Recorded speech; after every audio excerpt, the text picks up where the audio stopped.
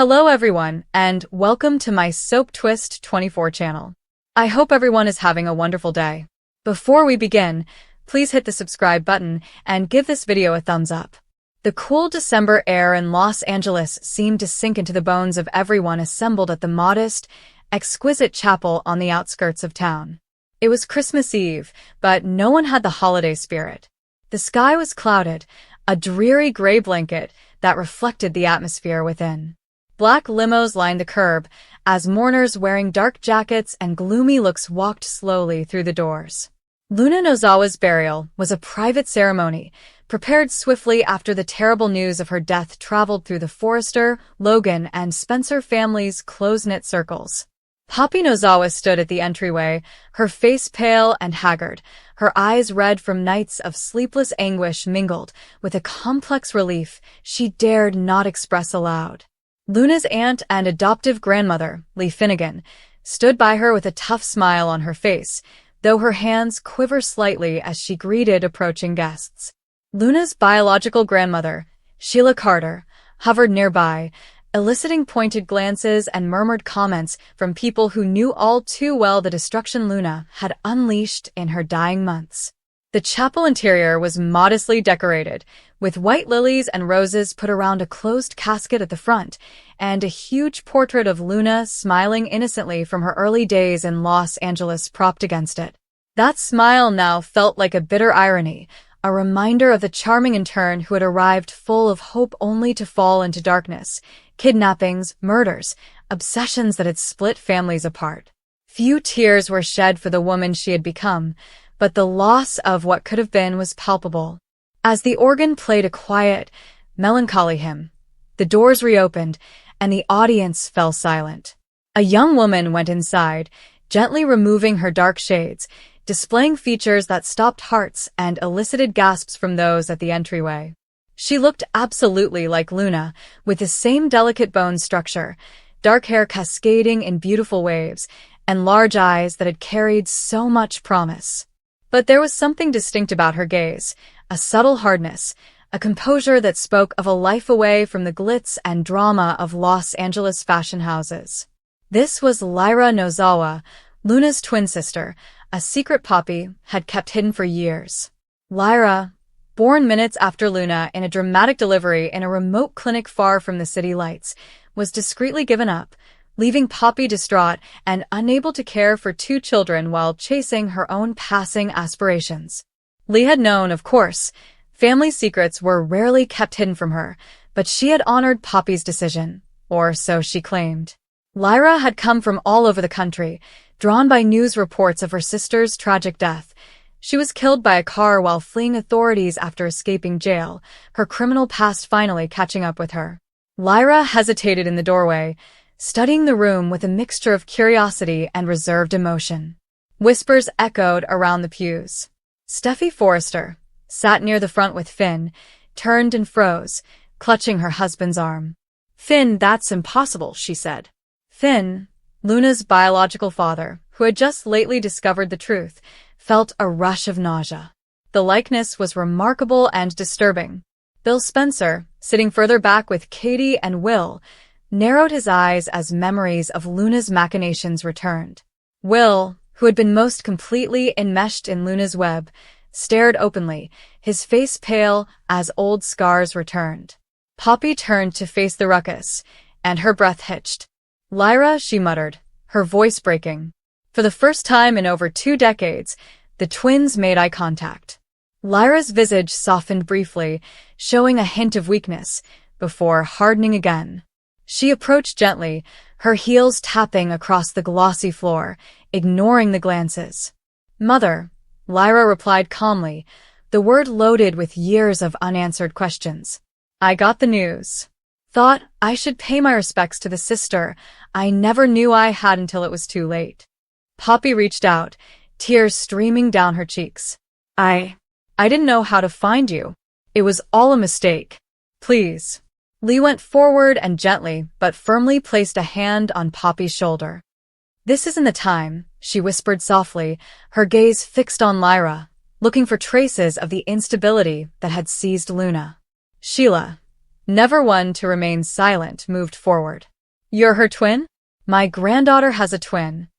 Her voice raised with a mix of amazement and opportunistic joy, already scheming how this new arrival could change the game in her advantage.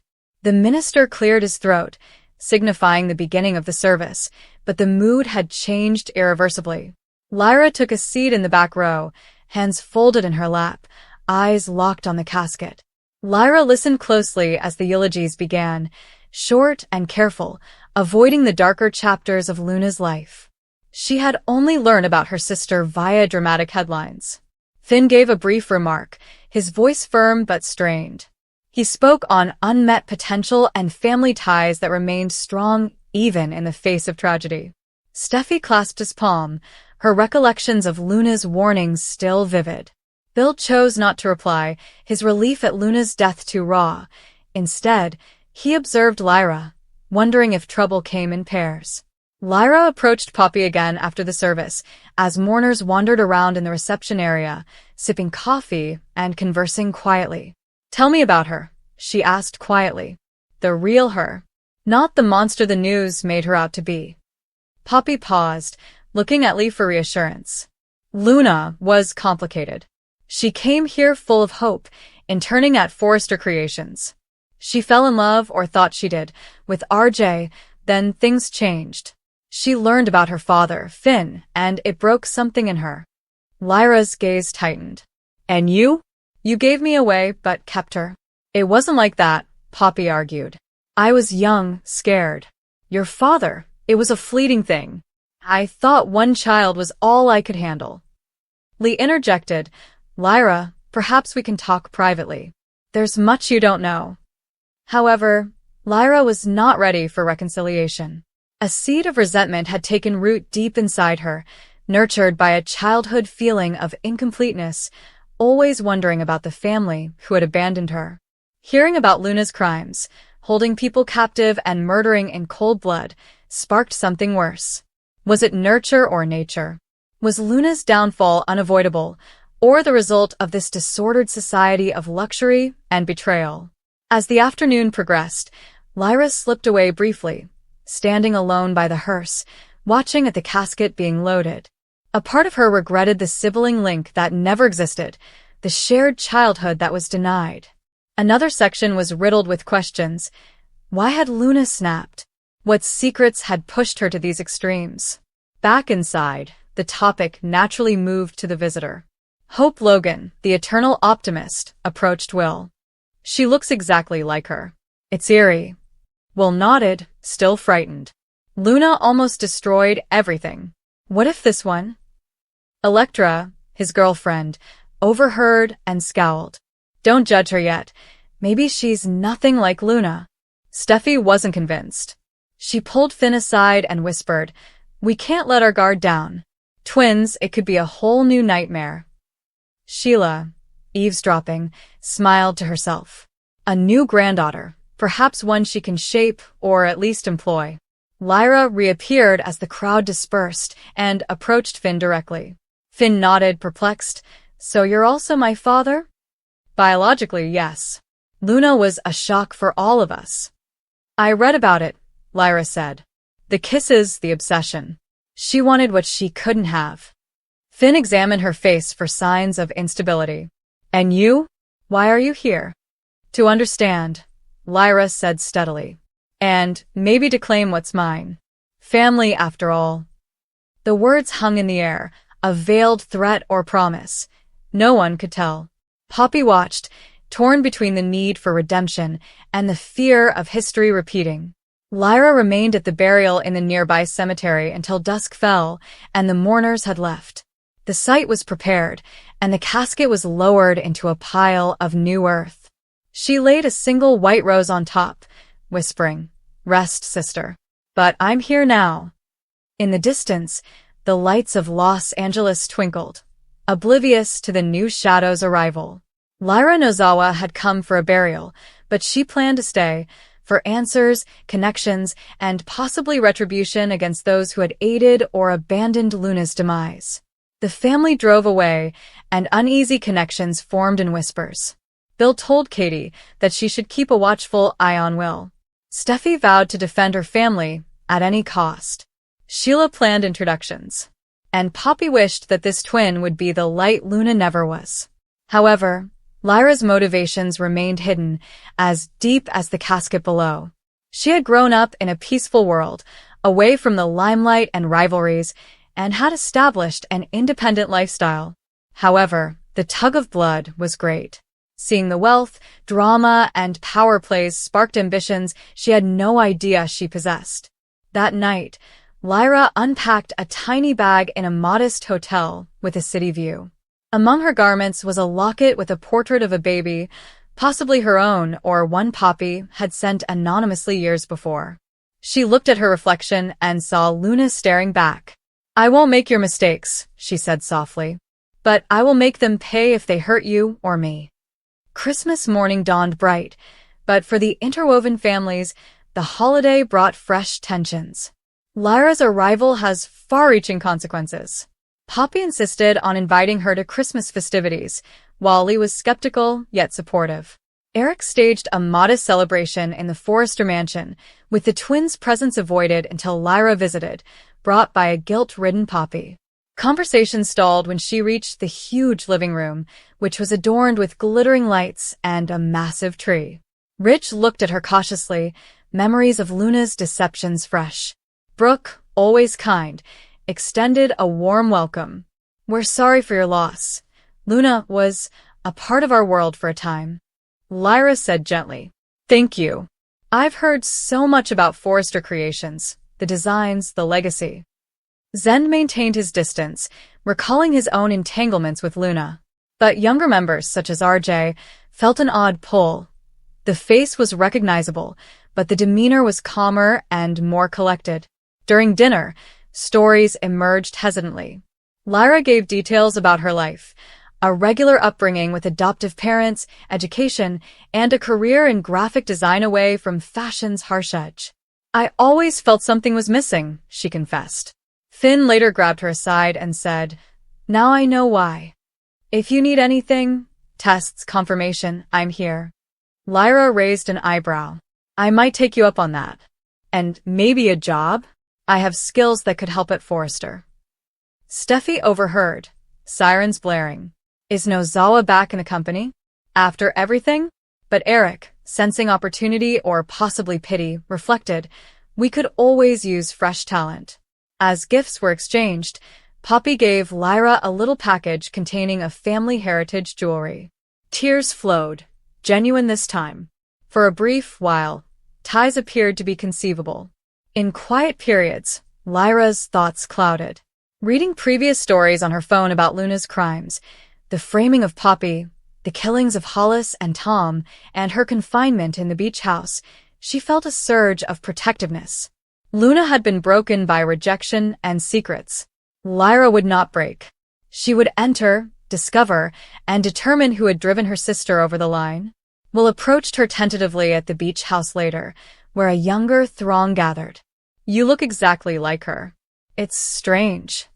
Lyra met his stare intently. "I heard you were very close to Luna." "Too close," Will said. "She obsessed over me and hurt people I care about." "Do obsessions run in families?" Lyra inquired casually, her gaze probing. Will shifted uneasily.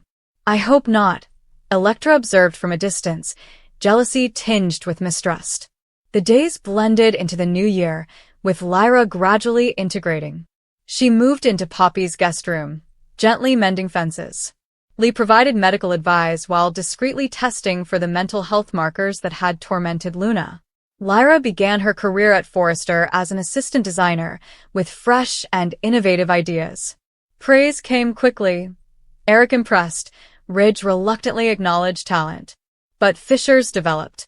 Lyra spent late nights poring over old papers and interrogating staff members about Luna's time there. "Who hurt her the most?" she inquired innocently. Whispers spread. Was Lyra seeking justice or vengeance? One evening, I confronted Steffi privately. "You threatened Luna, feared her. Why?" Steffi bristled. "She tried to kill me and my family." "Because you all rejected her," Lyra simply replied. pushed her away when she needed acceptance. Finn intervened frequently, drawn to this daughter who appeared stable and offered the paternity Luna had rejected. Sheila paid a secret visit and bonded over their common, outsider status. "We know Zaws are survivors," she explained. "Use that." Lyra digested everything, her strategy forming. Not pandemonium like Luna's, but rather subtle, gaining trust before hitting those who had failed her sister. Poppy observed a change. Lyra's queries became accusatory. "Did you love her enough?" "I tried," Poppy wept. "Not hard enough." Tension grew. A altercation at Il Giardino makes Deacon scared of another Nozawa. Sheila aggressively defends Lyra. Then Lyra made a discovery. Luna's old notebook, concealed by Poppy, had entries about grief and betrayal, as well as names circled in red: Steffi, Bill, and Will. Fury erupted. Lyra vowed silently that they would pay. The city buzzed on, unconscious that a new storm was brewing. Luna's funeral ended one chapter, but began another, far more dangerous. Lyra Nozawa was here to stay, her twin shadows combining into a malevolent force. Months passed, and Lyra's influence grew. Rumors circulated about romantic relationships, possibly with RJ, repeating Luna's history, or with Will, testing loyalty. Clashes erupted. Arguments with Steffi about designs that represented deeper grievances. Finn is divided between protecting both girls' memories. Poppy regrets the reunion. Lee warns about patterns reoccurring. Sheila is stoking the fire. Themes of duality, twins, and bereavement culminated in a huge event, a Forrester show at which Lyra's line had its premiere. Backstage chaos. Accusations flew. Lyra showed knowledge of secret truths. Perhaps Luna's death was not accidental? Gasps. Denials. But was evidence planted? Or is it real? The family further fractured.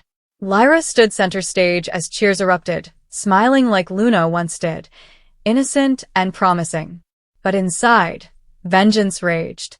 It was merely the beginning. The bold and the beautiful world would never be the same. The jet landed at LAX shortly after dawn, with the city still shrouded in a faint haze that blurred the distinction between night and morning. Lyra Nozawa sat in her window seat and watched the runways pass by, lights streaking like shattered constellations. Los Angeles. Her sister had loved, loathed, battled for, and eventually died in this city. Lyra closed her eyes as the plane slowed, a familiar ache sinking into her chest. She had spent the entire voyage imagining how this moment would feel, but nothing could really prepare her for stepping into a world without Luna. Lyra entered the terminal with her black coat slung heavily over her arm, and the airport was already humming. She hadn't worn it on the plane because she wanted to feel the California air on her skin first, as if the warmth would carry a hint of her twin. She and Luna had shared everything once, even birthdays, secrets, and scars. Despite their years apart, Lyra had always hoped that there would be time to mend their relationship. Time, it turned out, was the one thing neither of them possessed. A driver waited with a subtle sign displaying her name. Lyra nodded and followed him to a sleek black automobile that appeared to blend in with the city's polished turmoil. As they drove onto the interstate, advertisements and palm trees flashed by, evoking memories of things Luna had told over late-night phone conversations. Glamour, betrayal, triumph, heartbreak. Luna's life had seemed larger than life, even from a distance. When they arrived at Bel Air, the house was quiet. Too quiet. Lyra paid the driver and paused at the gate for a time, admiring the modern lines of Luna's former home. She recalls taunting her sister about it, saying it looked more like a museum than a residence. Luna had laughed, that brilliant, reckless laugh that always made Lyra feel the most wary. "It's a fortress," Luna had explained. "You need one out here." The air inside smelled faintly of flowers and something else Lyra couldn't quite identify, loss, perhaps, lingering like dust motes in the sunlight. Poppy, a lady she recognized from images, appeared at the kitchen island, her eyes red and alert. When she saw Lyra, she froze. "You must be Lyra," Poppy whispered quietly, crossing the room. I'm so sorry we're meeting like this. Lyra nodded, accepting the embrace, stiff at first, but then melting into it. Thank you for being here for her, she stated. The words were inadequate, but they were all she had. Others walked in and out of the room, faces Lyra recognized only from news articles and whispered conversations. Names like Steffi, Brooke, Ridge, and Finn. People who had been intertwined into Luna's life in ways Lyra couldn't fathom. Each expressed condolences with a mix of real sorrow and curiosity. The twin sister. The person who had stayed away. As the day progressed, Lyra found herself strolling about the home alone, her fingers running along things Luna had touched. There were images on the walls of Luna at premieres, laughing with friends and staring intently into a camera, her expression daring the world to confront her. In every image, she appeared vibrant and unstoppable. Lyra pondered how anyone who shone so brightly could simply vanish. She paused in what appeared to be Luna's bedroom. The bed was carefully made, as if Luna could return at any time. Lyra perched on the edge, the weight of everything falling on her at once. Memories poured in unexpectedly. Two small girls huddled together under blankets, whispering future plans. The night Luna revealed she was going for Los Angeles, eyes brimming with ambition. The ensuing confrontation, bitter words spoken, pride refusing to yield. Lyra had told herself that keeping her away would safeguard her heart. Luna accused her of leaving her. Neither had been completely wrong. The funeral was held the next afternoon, facing the ocean. The setting was stunning, almost brutal in its beauty. Lyra stood near the front, dressed in black, her posture unwavering despite the storm blazing within her. The casket was closed. She was grateful for it. She wanted to remember Luna as she had been, rather than as death had left her. As people gathered, Lyra felt the weight of their stares. Whispers trailed her like shadows. Luna has a twin, the mysterious sister. She wanted to disappear, but she also felt compelled to keep her ground. She owed Luna so much. The service began with soothing music, and the sound of waves broke the silence between words. People came forward one by one to talk. Brooke commented on Luna's passion and intricacy. Steffi discussed conflict and respect, fights waged and lessons learnt. Finn expressed sadness, his voice catching as he realized there were things that remained unsaid. Lyra listened, taking in these different stories of her sister, each adding a new dimension to the girl she thought she knew. When her name was announced, her heart pounded. She hadn't planned on speaking, but her legs moved anyhow, carrying her to the podium. I didn't know if I should say anything, Lyra began, her voice shaky. Luna and I shared a beginning, but not the life that followed. We were twins, identical on the outside, but somewhere along the way, we became strangers. She took a big breath. I want you to know that Luna loved deeply, even when she was angry and pushed others away.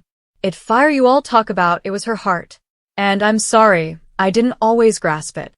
Her eyes welled up with tears, but she kept going. If there's one thing I've learned since I came here, it's that Luna was important. To this city, this globe, and each of you. And I hope you remember her not just for the drama or the blunders, but for the way she refused to be tiny. When Lyra took a step back, the ovation was soft and respectful. She returned to her seat, her hands trembling, feeling empty and oddly lighter.